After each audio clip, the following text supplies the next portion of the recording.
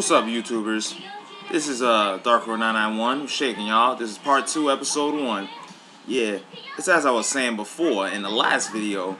It was like, it's crazy. All of that fighting against the teacher just to get one hit and get a 5-day freebie out of class. Like, you gotta think about this.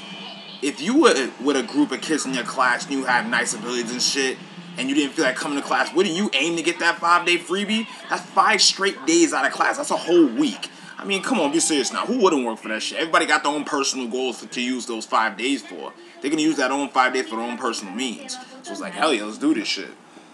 So it was like, fuck it. So yeah, that shit was pretty intense. All that fighting and shit.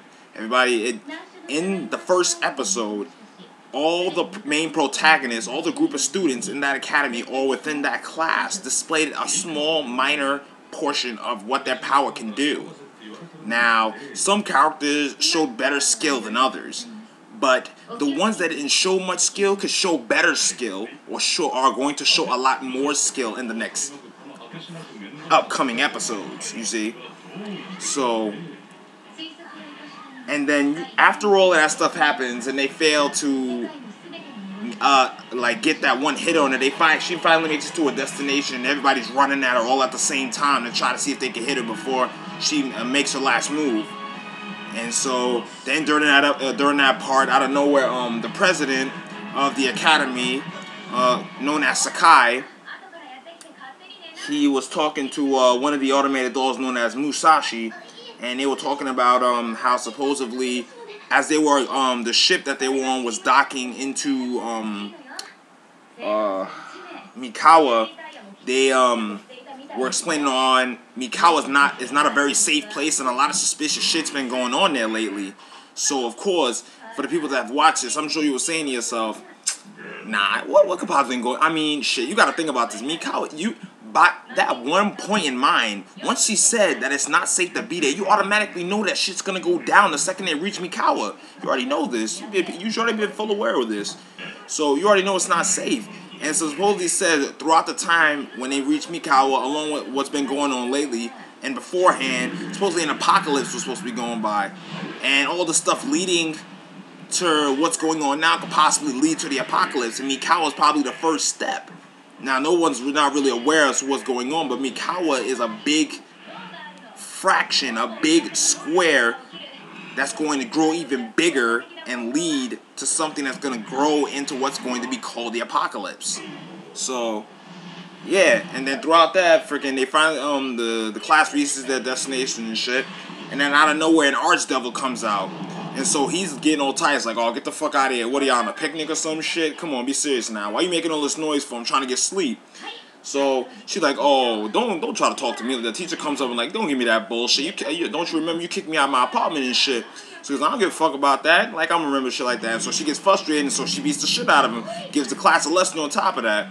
And so the kids learn something new in the process as she's kicking that archdevil's ass. So, and also you learn something new. This is actually real shit right here.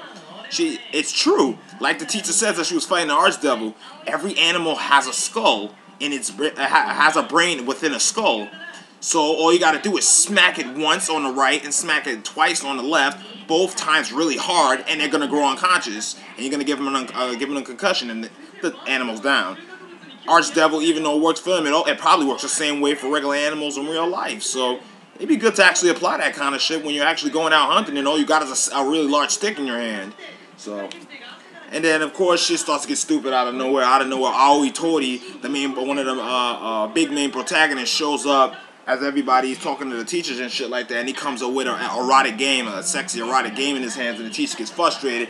It's like, oh hell no, this little fucking perv. Oh, we're gonna handle this. Hold on, you mean to tell me that you skipped my class to go get an erotic game so you can go jerk off and shit like that? I don't appreciate that. But it's like, Aoi Tori has a personality of his own. He's one of those really good strategic perverts, as you'd call it. He actually has the balls and guts to actually grab a teacher's breast with no hesitation. He actually did it to the teacher that he has class with. And he deadass said he was groping him and shit, and he was like, it's hilarious, but I thought they'd be firmer as he's sitting there groping him and shit. So it's like, And girls, don't get mad at me for saying this, but it's like the guy's a perv. What can you do about it? I mean, come on, be serious now. I mean, not that I'm saying I admire the guy for the fact he's going around groping other girls' breasts with no problem, but and I know you girls take that like y'all don't like that kind of stuff, but what can I say for you? It happens. You're gonna have those guys out there that's absolutely fucking pervs to the utmost fullest. You can't do nothing about that. Just let them do what they want. You can get a good slap and kick at the end of it, but they still did it, so there's nothing you can do about it. And he groped, I already told he groped the teacher's boobs, and she was so fucking surprised at the fact that it happened that she couldn't say anything or do anything about it. She had a dumb look on her face, and she was like, yeah. That's telling you that she was like, in her mind, she was like, I can't believe this motherfucker just did that. I'm gonna kill him as soon as he's done talking. And so he goes, I already told he goes through this really important scenes which will lead into many different sequences and many different important parts within the anime. Him explaining how he's going to find a way to get back with Horizon, or the automated doll, who supposedly has the soul of the girl who died. So, and he said he's going to stop running away and embrace his fears and actually go up to this girl and ask this automated doll out and see if he can accomplish his main true goal in mind.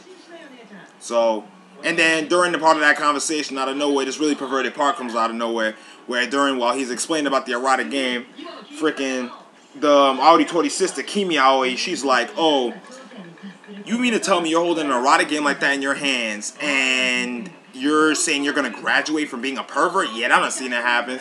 You want to know, how about this? How about you take that game, put it in the disc, and stick your fucking, your shit inside a computer and die and shit. So it's like, OD. So yeah, it's like, the episode's pretty straightforward, and then at the end of it, the teacher gets really pissed and shit after she recovers from being transfixed, and then she kicks the living shit out of Aoi Tori straight to like 2 buildings, and that was it for him, and then she feels good about it and gives a nice good yes at the end of it. So yeah, she felt pretty good about it. Yeah, that's episode 1. It was pretty damn good. It gave you a pretty good briefing of that.